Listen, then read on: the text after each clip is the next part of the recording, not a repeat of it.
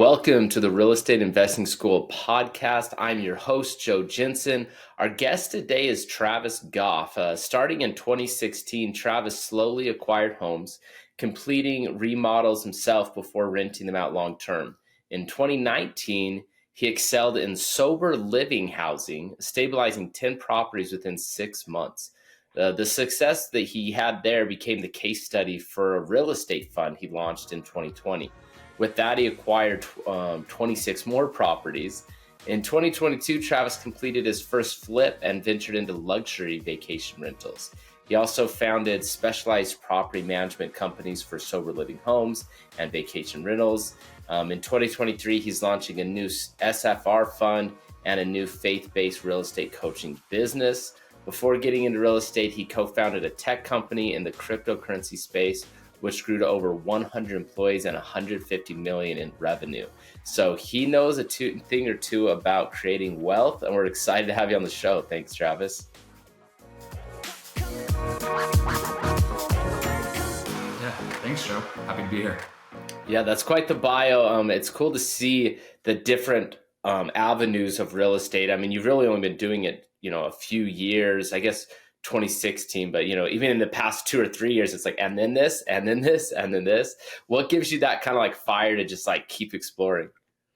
I mean, I'm just really fascinated by real estate. And I feel like I don't care who you are, if you've done 1,000 deals, 10,000 deals, you can always learn in real estate and you can continue to, get better. You can find new niches. There's so many lanes that you can go through. Yeah. And so for me, it's just been fascination and, trying to do different things. I know it's probably smarter to pick one niche and stick in it and be, great at that. But I think it's just mainly my curiosity and looking for other opportunities. And it's been really fun. I really enjoy just investing in real estate and continuing to learn. That's awesome, man. I love that. And it's so true. I always use the analogy. I'm like, when people say they're interested in real estate, it's like saying like you're interested in sports. It's like, well, which sport? Like there's a lot of ways to be athletic. There's a lot of ways to do real estate and there's no end, right? You can be Michael Jordan playing NBA and you're like, oh, I'm going to go play baseball now. And it's like, there's so much to learn. That's awesome, man. So what did get it, first on your radar? So you obviously that's pretty cool. You started this cryptocurrency company. I want to learn about that a little bit. And you had success in that, but were you interested in real estate while you were doing that and before that, or did real estate all come after? Totally. So I grew up in construction. My father was a general contractor. So I grew up, fixing up houses and learning the ins and outs of construction, just through my childhood. And then after college, I worked at a corporate sales job driving around Los Angeles, and that's I think it's probably a similar story to a lot of people. I listened to Rich Dad Poor Dad, on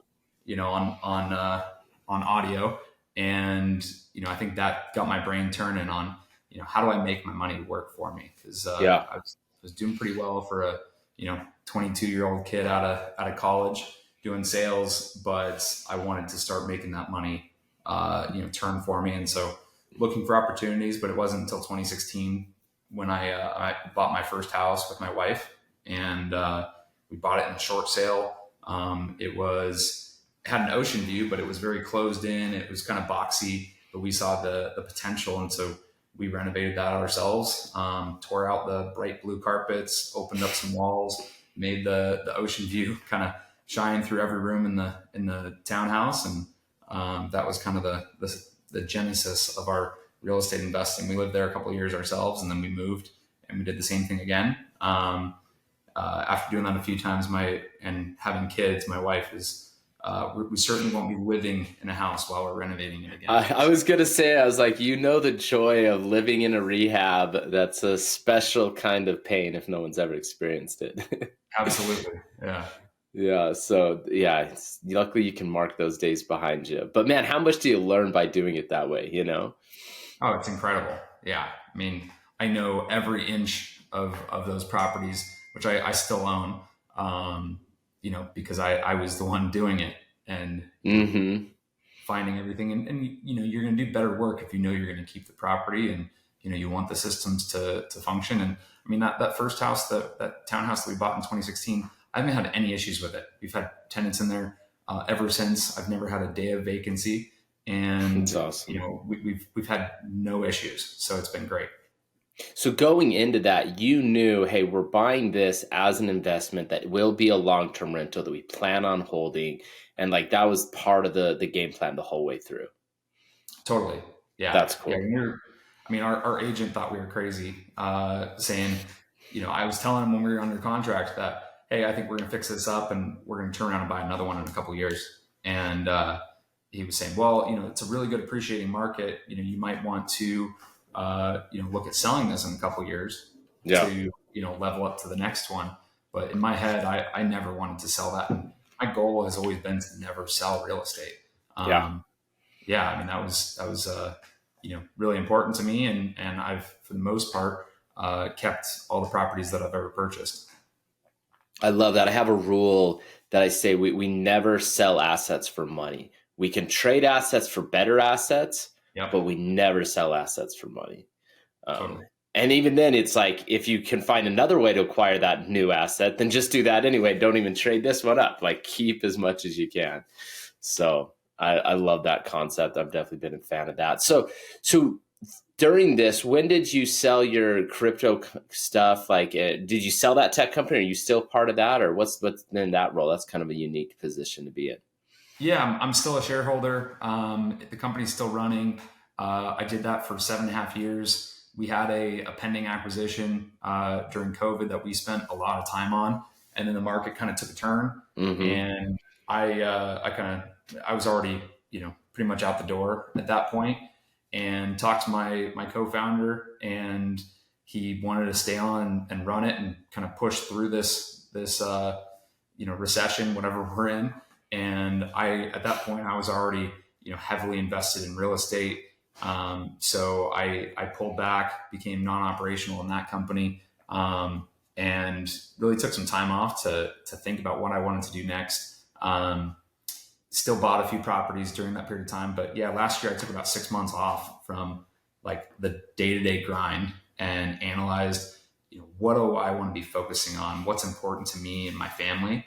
And so that was amazing to get that clarity. And now as I'm scaling into new businesses, I'm designing every business with the mindset of what I want to be doing. And that's, I don't want to be working for my company. I don't want to be, trapped in, meetings after meetings. If I want to take a month off or 2 months, go hang out in Maui with a bunch of awesome real estate people that have been moving out there.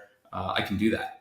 I can spend a lot of time with my kids, but I can turn it on, I can turn it off. So that was very intentional last year.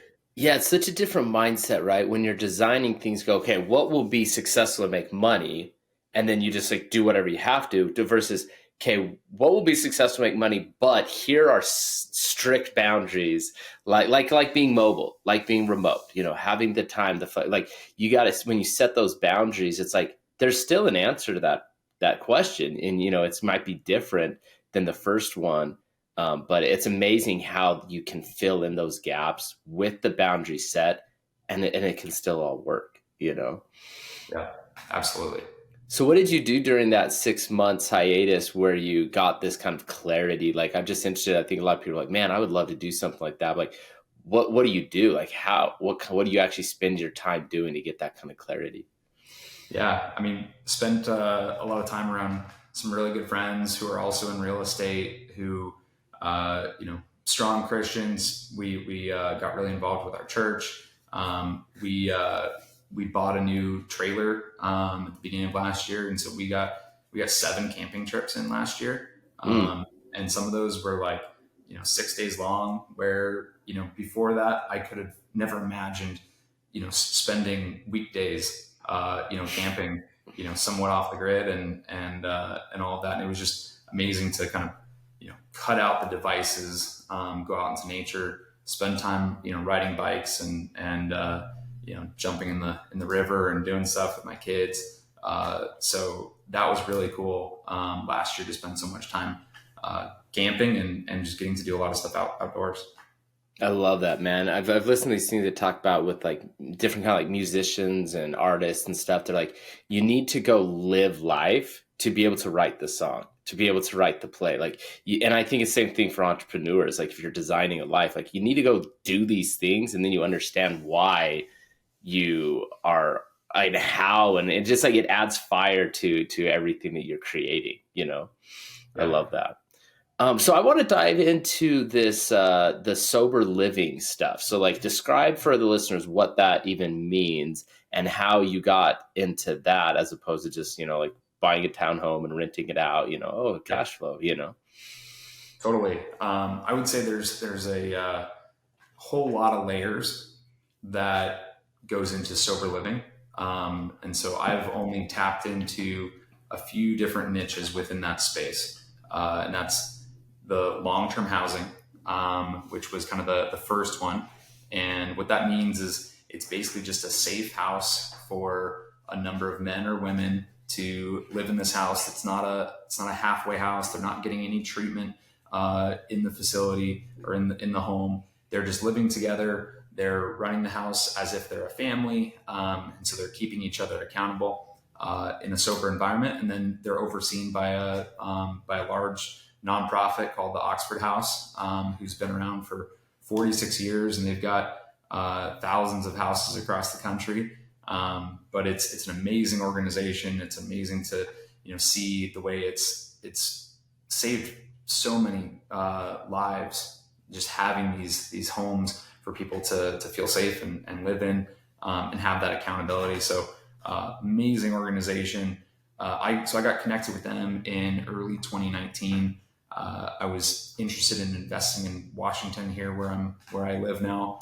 Thought that the market was kind of high and didn't know if I was ready to jump into something, but was networking and trying to find deals. And if the right deal came across, I thought I would jump on it. And so a good buddy of mine brought me this deal and said, "Hey, I don't know much about it, but I just heard from a contact about this house that this organization is looking for an investor." And it was $586,000, and they wanted to sign a lease for 5 years at $5,800 a month. And I was like, "This is interesting." You're like, wait, that passes the 1% test. Like, Yes. let's chat. Yes. Yeah. So that the numbers intrigued me, but then once I met the organization, I was fired up by everything that they were doing, and so Mm, it was kind of it was a really good win-win to where I could cash flow and make a good investment, but also feel like we're doing something good as well, and helping people. And so I closed on that first one in July of 2019, and it worked out great. Did some heavy due diligence, met with some executives from the company, tried to really dive into that and poke holes in it. And I failed at poking holes in a number of ways. And so I quickly asked them where else they needed houses. And I think within 4 hours, I had 12 different counties asking for houses. So wow. that was July. By September, I closed on 6 more houses.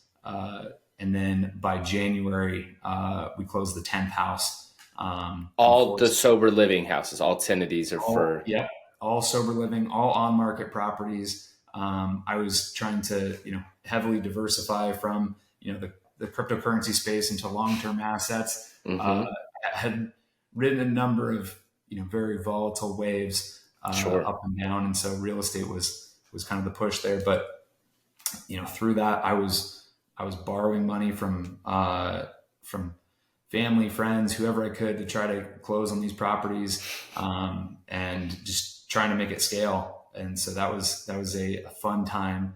I certainly learned a lot. I paid my dues. I feel like you can either pay for a coach or mentor, but or you can pay the much higher price of just learning on the job and just doing it. And Mm-hmm. so getting into that, getting into private loans, DSCR loans, I learned a lot of the ins and outs of what companies will do about seasoning, and Mm-hmm. things like that. So I had the 6 properties that we closed in September. We had those all under contract, and had a lender all lined up. And 3 weeks before closing, or it may have been closer, 2 weeks, they pulled the plug because we didn't have the proper seasoning and funds in the account. Because I was like, I'm going to find a way to get the funds in the door 24 hours before we have to close. Like, Yeah. one way or another, it's coming in. And The lender didn't like that, huh? the lender didn't like that. So they pulled the plug, and I had to use hard money. So pay extra points, had to come up with 35% down on all those properties. So did some very high interest short-term loans to close on that, and then close on all of them, and then did cash out refis to pull out the equity. And some of those we did do rehab that added some value. So I was able to not quite get any burrs at the moment, but was able to pull out extra equity and have less money in each of those deals. So that worked out well. But yeah, it was a grind there for those 6 months. So did you have to hold those for like 6 months on the hard money loan so they'd be seasoned before refinancing, or were you able to find a lender that would let you refinance right away? I think it certainly wasn't 6 months. I think it may have been 3 months with the lender that I had at the time. It was easier back then. Before COVID, before the lenders kind of tightened up, we were able to get cash out refis up to 85 or 80%, and seasoning wasn't as long. The terms were better. So they've certainly tightened up since COVID. I think a lot of the private lenders kind of got a shock when the market changed, and they thought that the whole market was going to crash. And then now, with higher interest rates, they're trying to, make sure that they're protecting themselves and just surviving.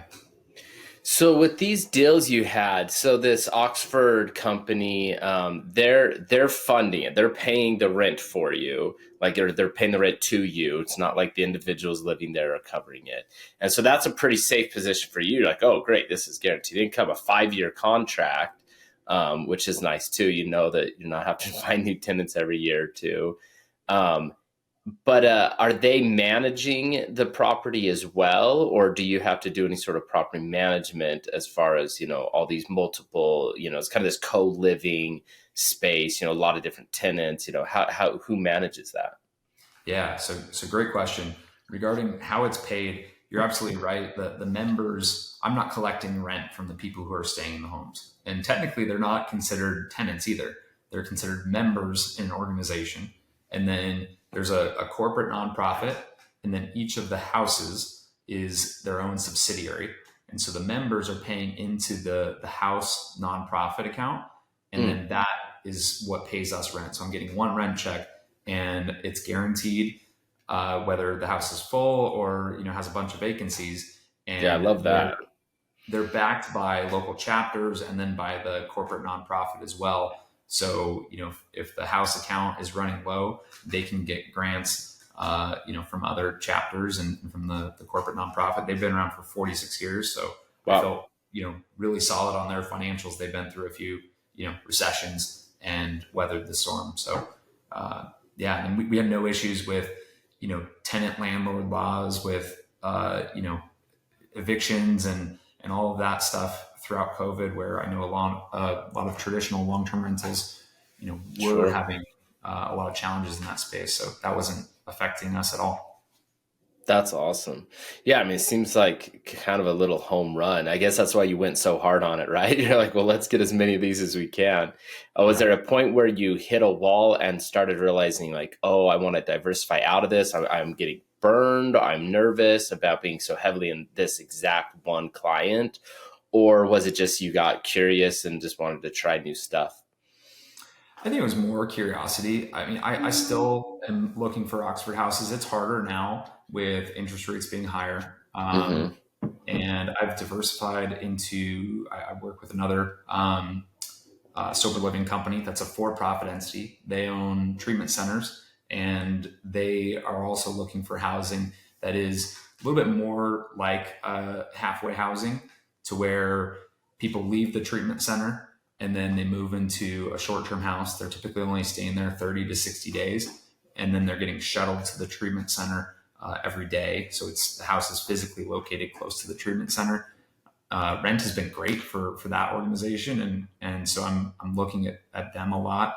But I got connected to them from one of the directors of Oxford House who left uh, Mm, their company and started working for this treatment center, and we had a great relationship from kind of the early days, and they appreciate everything that we've done. And I think the big thing and reason we were able to scale was the way that we treat the homes and the way we treat the people. We want to take care of them. We want to make sure we're setting up these houses that are they're nice, and that we care about the people that are in there. Because I think they've certainly had some landlords who are just in it for the money, and sure. they're trying to crank out as much rent as they can, and they don't fix up things when they break, and that's just part of being a good landlord. You mentioned the property management side. We started our own property management company once we hit like 20 of these houses. We started our own property management company, and we hired somebody from within the organization who was also a general contractor to come in and be our full-time property manager to handle any challenges with municipalities, because that comes up, but we know how to navigate those, and we've never had any long-term issues.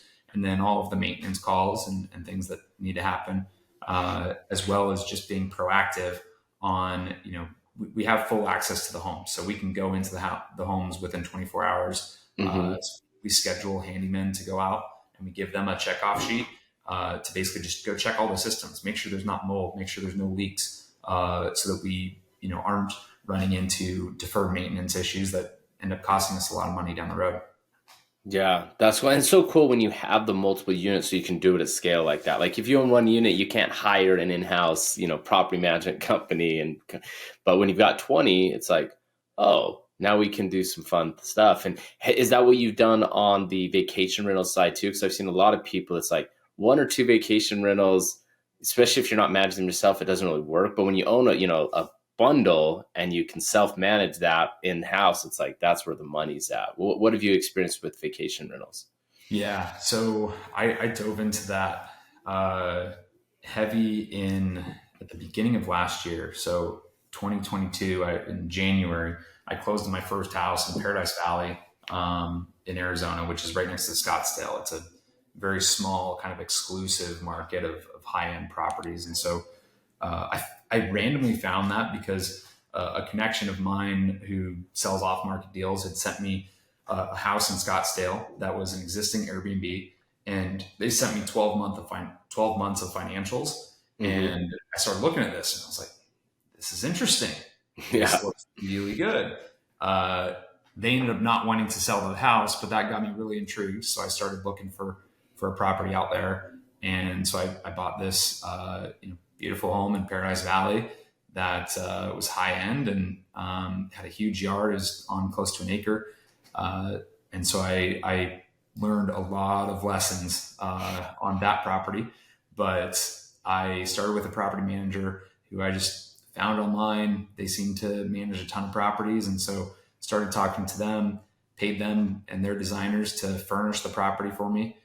Way overspent on that, thinking that they you know would put in really quality stuff and that it was great. But once I saw it, it was like all this stuff is off of Wayfair and others, and Hmm. so I spent a lot of money on furnishings. But for me at the time, it was opportunity cost. I didn't have a ton of time, and it was peak market, so I wanted to get that house listed within a couple of weeks so that I could capitalize on the revenue, which Yeah.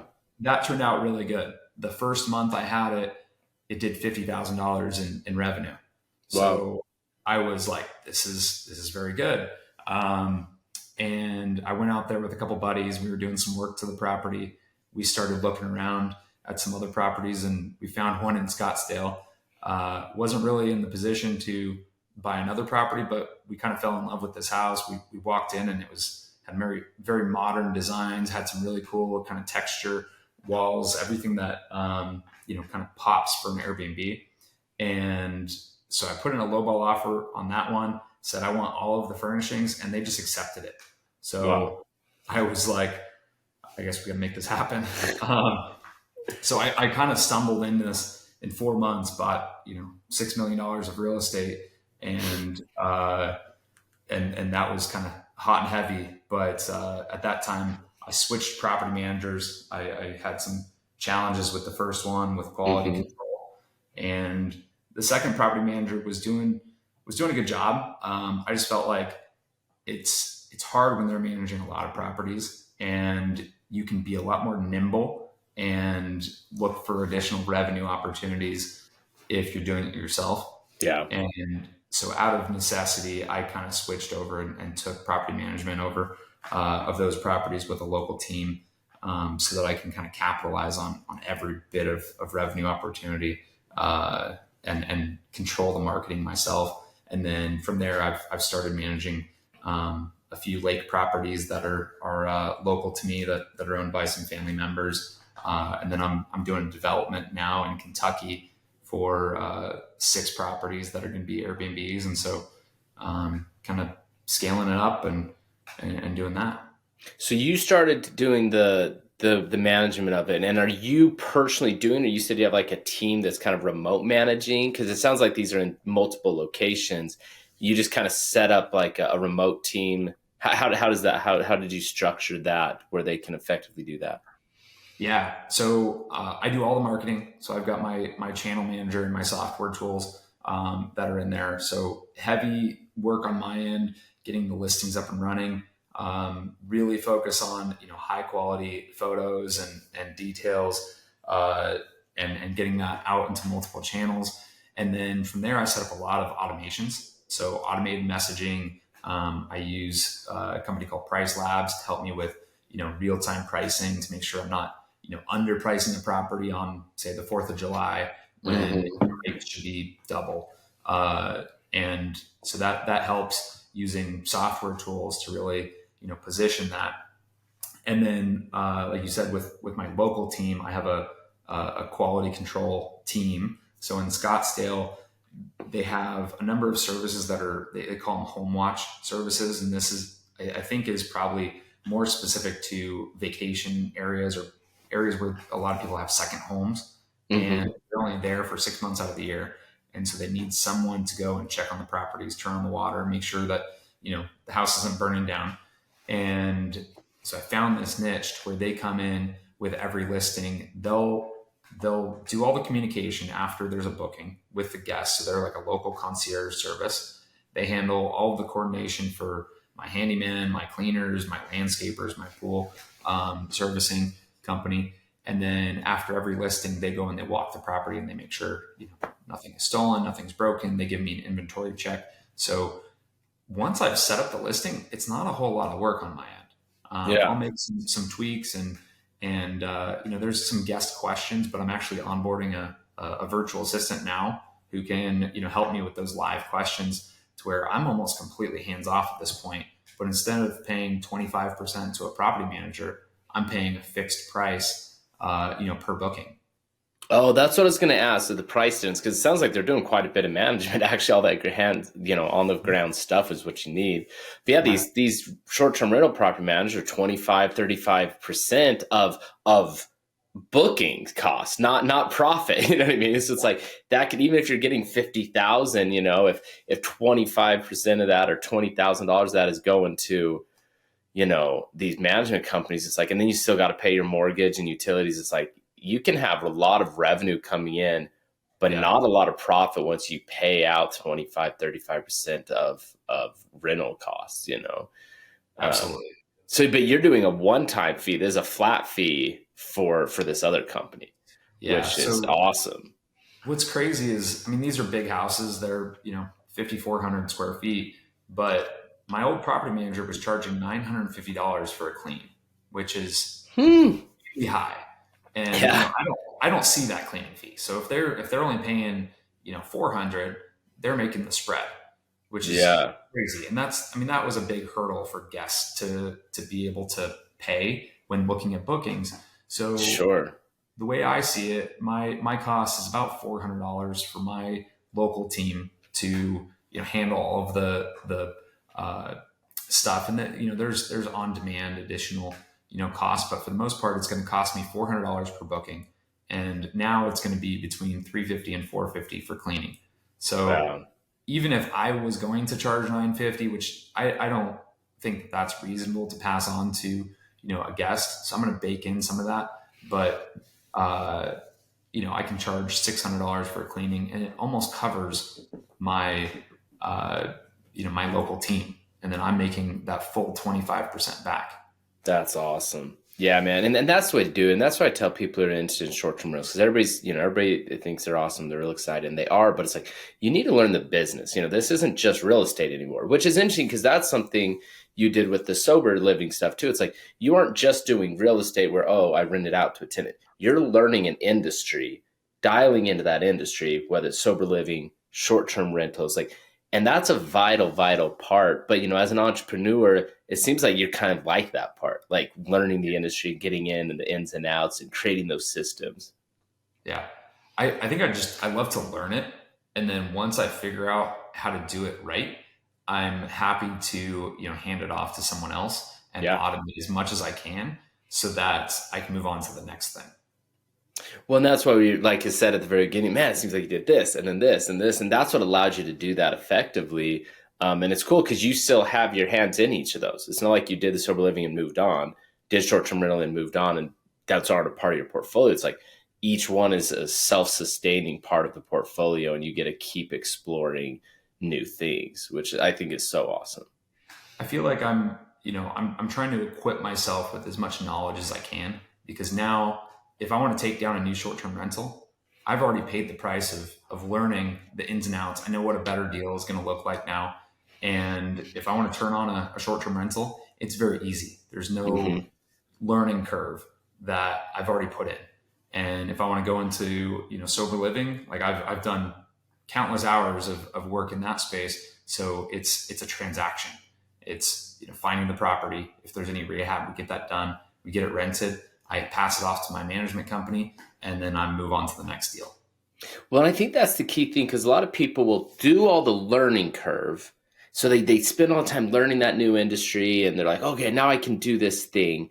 But they don't ever create the system to self-run it. And so if they do ever move on to the next thing, they can't balance both. So you learned the thing, didn't just stick with it and self-do it, but you actually had the system to run itself so that you could have the bandwidth to continually grow each of those spaces as well, which I think is a key point a lot of people miss. And I've even seen myself do that in something. Oh, I'll learn something about this sector, and then I'm like, oh, I want to try something else, but I never turnkeyed that. So all that learning curve is kind of a waste if you don't create a system to keep growing that now that you actually know how to do it. Yeah. It catches up to you. I'm certainly not, the best at creating systems up front. Usually it takes, kind of an event where I'm feeling, overwhelmed or taking on too much myself before I realize that I need to automate this and, pass it on to systems and, bring in the right people if I need to help me run it. But it's so important. If you can be disciplined enough to set up those systems on the front end, or find a mentor, find a coach who can help you set that up, who has a ton of experience in that specific niche, then it's going to be extremely valuable for you. Yeah. So tell us, what were some of the issues you ran into with the sober living? I remember you mentioned you're like, yeah, I learned a lot on that one. And then also with the vacation rentals, you said the same thing. Like what were some of like the maybe mistakes you made, the failures you had where it was like, oh gosh, like I didn't know that, but now I do. What were some of those things you ran into? Yeah, I think, part of it is one, neighbors. A lot of people are, they love the idea of sober living homes, but not in my backyard. Right. And so, the first house that we bought was about 30 minutes from where I live. But it was in a really nice neighborhood up on a hill. It has amazing views. And it's in a neighborhood of homes that are, at a higher price point, and they felt like it was going to bring their home values down. When we bought it, we had to do some rehab. So we added 3 bedrooms to that one to make it, larger, to service more people. And during that time, there was a lot of chatter around the neighborhood on what this was going to be. And we were kind of just like, hey, let's close the doors. Let's try not to, say anything. We didn't really know what to do or how to handle that. Right. And it was going to be a women's house. So there's going to be 12 women that live in this home. And the chatter that we found out was that they thought it was going to be a battered women's shelter. That's what they thought. And so they thought that it was going to bring down home values. I was getting, I bought that first one in my personal name using a conventional loan. And so I was getting letters to my house from neighbors, kind of just trying to get me to not rent that house out the way that we were going to do it. Sure. And so what I found out was a lot of people are just afraid of the unknown. And so what we did, once the house opened and the women moved in, they actually have an amazing model, and people realize that they're there to focus on their sobriety, and they're trying to better themselves. And part of these houses, they each have a role within the house to not only manage the house from like a treasury standpoint and paying utilities and all of that, but also there's somebody in the house who cleans the kitchen every night. There's somebody who cleans the bathrooms every week. There's somebody who manages the landscaping. So if you look at our house compared to a lot of the other houses on the block, ours is taken care of a lot better than most. And the women that moved in, they were amazing. We told them that there were some neighbors that were unsure about it. They baked a bunch of cookies and they went door to door and introduced themselves. And soon after that, the neighbors loved them. It's been, no issues, but I think just being upfront on, what we're doing, talking to the neighbors, trying to answer any questions that they might have, because they were certainly scared at the time. Now I buy all of my houses through entities. No one's got my personal home address. So that's another lesson. And then there's certain municipalities who don't understand the organization and their model, because certain sober living homes don't, they would be classified as boarding homes. And so that would require kind of permits and additional regulation. But with Oxford House, they've taken court cases all the way to the Supreme Court. And due to federal fair housing laws, they're seen as an unrelated family. And unless there's like an HOA, which we stay away from, they can live there.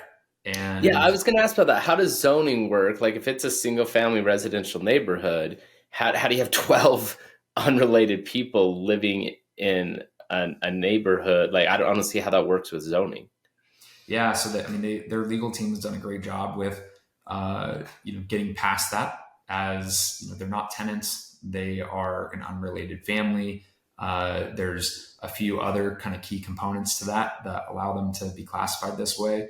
But early on, we got some letters from municipalities saying, hey, you need permits, you need to do this. And it would have been very easy for us to fall down that trap and start applying for permits and kind of, freaking out about it a little bit. But we talked to the organization, we talked to their legal teams. Now, when we get those letters, we just pass it directly onto their legal team. We've had this happen a number of times, and every time the legal team takes care of it. We don't need to get different insurance. We don't need to get permits. It just kind of goes away because they have the track record, and they're able to kind of prove out their model, and that the Supreme Court has approved this. So we've had no issues from that standpoint, but we need to know how to handle that. There was one scenario where early on they wanted to get into the home. And so the local municipalities we let them in. They came in and they wrote us up for a bunch of different kind of code violations because they found out that they couldn't ban us because of, that regulation. But at the same time, we had to raise like the handrails. We had to do a bunch of stuff because 20 years ago, the code was different, but we should have never let them in the house. So, because they're just trying to look for something. And that's not always the case, but it happens. Yeah, that's really interesting because that's something a lot of times people look like, oh, if I could rent this out to students or to this or that, or, multiple people like co-living, they're like, oh, but it's not zoned for that. And there's not the parking for that. And we don't have the permits. And so it kind of kills it. So that's really interesting, unique niche. You guys have found a way to legally not have to abide by the same rules, I guess. Even if the city doesn't know it yet, you got Oxford backing you to explain it to them. It's been great. We love working with them. We'll continue to buy houses with them. We've got houses in 11 states now, so some better than others. It kind of depends on the local team, and how experienced they are.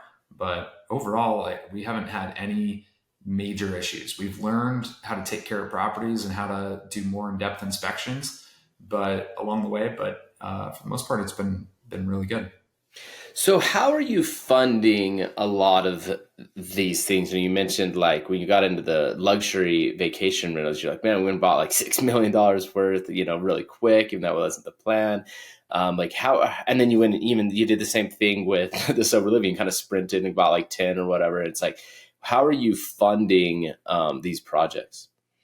Yeah. So my initial capital kind of came from my tech business that I Hmm. built, and some capital that I pulled out of that, selling some equity. And so that was kind of my initial launch ramp to help me Sure. buy, some of those first 10. Like I mentioned, I also, took out personal loans just from friends and family to help, fund the down payments. And then 2020, 2021, my partner and I launched a real estate fund. So we raised a couple $1,000,000. We went out and bought 26 more sober living houses. And Mm. so that was funded with investor money. So we did a syndication fund, or a 506C Reg D fund from accredited investors. That worked out well. By the time we had deployed all of that money, asset prices had just been going, crazy. And so I did cash out refis from, I think, all 10 of those initial properties, pulled out that capital, used that to fund, down payments on some more personal properties, which included, those luxury vacation rentals. And then I brought some additional, capital that I had made from my other businesses at the time. So that's been kind of a part of it. But I kind of was fortunate to where I got pretty much a burr off of all 10 of those properties Hmm. without doing a whole lot of value add, just waiting out the market. And I think I got lucky with COVID hitting and prices, jumping 20% in a year. Yeah, So does good timing, And for yeah, anybody listening, it's like, oh, well, I missed the boat. It's like, well, guess what? So it takes 10 years next time. It's still gonna happen. You know what I mean? And totally. and that's the thing is it's like I always say action leads to opportunity. And it's like because you're taking action, you had those. And whether it takes 3 years to get that kind of price point or 7 years or whatever, like the time's gonna pass either way. You know what I Yep. mean? So it's like take the action, get more assets under your belt, and then things will happen. Like, oh, I can pivot this, I could sell that, I can refinance that. Like you don't necessarily know all that from the beginning. You aren't planning on pulling out millions of dollars from those to go buy luxury rentals. That wasn't in the game plan as you were going in. But because you had assets, because you had been taking action, it gives you options. And I remember a lot of people when I was going really heavy in 2021, they're just like, are you sure? Like, isn't this gonna like drop off? Like, there's gonna be a collapse. Like, isn't this bad timing? And I was like, I'd rather have a grip of properties and maybe the last two fail, right? Because I do get caught in a mess, whatever. But if I buy 20 and the last two fail, that's fine. I'd rather, lose two and have 18 than sit on the sidelines for a year or two or three, hoping or waiting or scared or whatever, and we haven't had the drop off. Everything is okay. Unless you're a house flipper, then you might be singing a different story. Some of them got burned a little bit, but Well, it yeah, works. absolutely. I mean, dollar cost averaging, people say, do it into stocks, do it into, Bitcoin, whatever you want to do, but you can also dollar cost average into real estate. And, Yes. you don't need to have $1,000,000 to do that.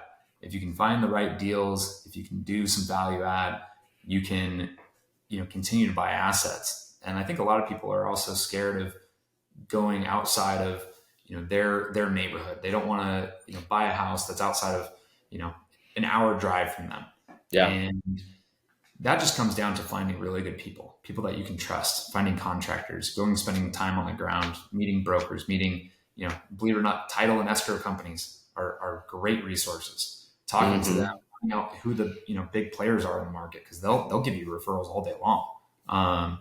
And getting those systems on the ground, then you can go and you can buy in markets where maybe the average home is 600,000 where you live, but I'm buying in Kentucky, and Hmm. 200,000 to 300,000 gets a really nice house out there. But I've got Yeah. a great team that helps me do everything there. Yeah, no, and that's huge, and that's how my dad taught me when I was very first starting. Well, he didn't really teach me, but more warned me, like, don't buy anything out of, he called it your farming area. You could drive Yeah, to it. And yeah, 30 years ago, 50 years ago, it was a different world, but now with technology, the way we have it, like say, it's like the world's really small and you can reach out to a lot of different stuff. But we don't have a ton of time. I do want to get to our final four questions. It's crazy how fast these things go. But I did want to get into your SFR fund. Will you explain to the listeners what an SFR fund is, and then maybe kind of talk about why you wanted to do and what your plans are with it? yeah. So I partnered with my partner's Tarl Yarber. He runs fixated events. He also has fixated funding, a lending business. But we just launched at the Limitless Expo that he runs with Ken McElroy. It was an amazing conference. Hmm. But Tarl has a ton of flipping and systems experience. He did over 650 flips over the last decade in the Seattle Tacoma market. He's been a mentor to a lot of house flippers, and his biggest concern has always been, or biggest pain point, that he never kept those homes. He wished he would have kept Yeah. all of them, Right. because he was turning them and he was making really good money along the way, but he wasn't keeping long-term assets. And so this fund it should be the first fund of several, but we're raising a quick $10 million. We're going to use all cash, no debt. So it actually helps us with higher interest rates in this environment. There's Yeah, I less was gonna say competition. with today's interest rate, I'm seeing higher cash on cash returns on full cash purchases, which, Yeah. yeah, a year or two ago, I'm like, don't buy it in cash, you're crazy, but now Yeah. it actually makes sense. Yeah. So we're basically going out, we're buying distressed homes, we're partnering with local operators in specific markets where we think there's going to be either high appreciation or high rent growth. And we'll buy distressed off market properties. We're buying deep because we're paying all cash under market value. And then we're forcing appreciation by doing the rehab. And then on the other side of the rehab, we're going to keep the best properties long term as rentals. And then we're going to sell and flip the rest. And then we'll reinvest those profits. And so the goal is we deploy $10 million into long-term rentals that we've forced appreciation through rehab and we've bought a really, really solid price. And then in 3 to 5 years, when interest rates come down or level off, Hmm. and homes have gotten some appreciation, we can do a cash out refi and pay back most, if not all, of the investor's capital. But then they still retain the equity in the portfolio of properties and they get their pro rata cash flow as well as the equity appreciation for the lifetime of us owning that portfolio of properties. Oh, so that's cool. So the investors are actually going to have long-term equity in Yeah, these investments, not just, a 5 year, payback or something like that. totally. Yeah. So Mm. they'll have equity. They get cash flow. We're actually paying out 100% of the cash flow from the rental portfolio until they get either a 10% cash on cash return from the rentals, or we pay back all of their capital. So we're paying out good cash flow on it. We make some fees along the way for managing it and acquiring the assets, and then in the long term, we'll split the equity, uh, appreciation over time. But they also get depreciation from the properties as a tax write off as well. Just according to like their percentage of ownership. Is that how that works? Exactly. That's cool. I mean, I think that's exciting. I think that's a lot cooler than a lot of the funds out there where it's like, hey, give me your money and you'll get a preferred 7% return maybe, and then it's over. You know what I mean? It's like, hey, no, you're actually playing the real game with us. So that I think that's exciting. Yeah. Thanks. That's super cool. Well, sweet man. Well, if people want to follow you or invest in any of your funds or just kind of like be inspired and learn more of what you're doing or stay at one of your vacation rentals, what's the best way for people to kind of follow you, to track you, to reach out to you? Yeah, I'm recently new to kind of getting into social media, so I'm if you want to follow me, I'm gonna try to start building some content. But I'm on Instagram at Travis T Gough, Gough. You can also find me on LinkedIn, Travis Gough there. And then, yeah, our fund is called Fixated Capital. You can go to fixatedcapital.com. and fill out the form. I'd love to, take a meeting with you and talk more about it. And then, we also do have a faith-based real estate coaching business where we build a network of people that are like-minded and trying to build financial freedom. That's cool, man. Well, before we go into the final four questions, I want to ask you, have you, because you've done quite a bit with the entrepreneur stuff, a lot of different spaces in real estate. Is there a certain like guiding principle or habit that you feel that because you've kind of seen benefit you along the way through all of it? I think, one thing I like to kind of say is just, getting comfortable with being uncomfortable. Whenever you're doing something, it's going to feel uneasy. You're going to question yourself. And sometimes you just got to take a leap and you got to have some faith. And, that's important as you're, looking at new deals or just trying to get started. So, getting comfortable with that or, forcing yourself to be comfortable is kind of a key component. And then just always looking for knowledge, whether it's from people or doing it, find a way to learn with whatever you're doing. I love that. I love that, man. All right. Well, let's dive into the final four questions. So here we go. So Travis, what is a non-real estate related bucket list item you've recently checked off or you're excited to check off next? Yeah. So I was just out in Maui for a Maui mastermind with Brandon Turner and Tarl Yarber and Brody a few weeks ago, and I got to do flyboarding for the first time out in Maui. That was definitely a bucket list, and I got to find a way to get one of those out here in Washington. It was awesome. Now the flyboarding, is that like that jetpack looking thing where you? So it's actually on your feet. Yeah. Instead of like on your back, it's kind of like a wakeboard, but your feet are independent, and then you're shooting water out to fly you up 20, 30 feet in the air and doing spins and stuff. It was pretty cool. That's awesome. That's cool. I like that. All right. Question number 2, Travis, what book are you currently reading? I'm reading a book called The Road Less Stupid by Keith Cunningham. I think it's a great book for any entrepreneur, whether you're in real estate or any business. It talks to, he really dives into, the decisions that you make, whether it's through employment or, passing the road where you're going to, take your business in one direction or another.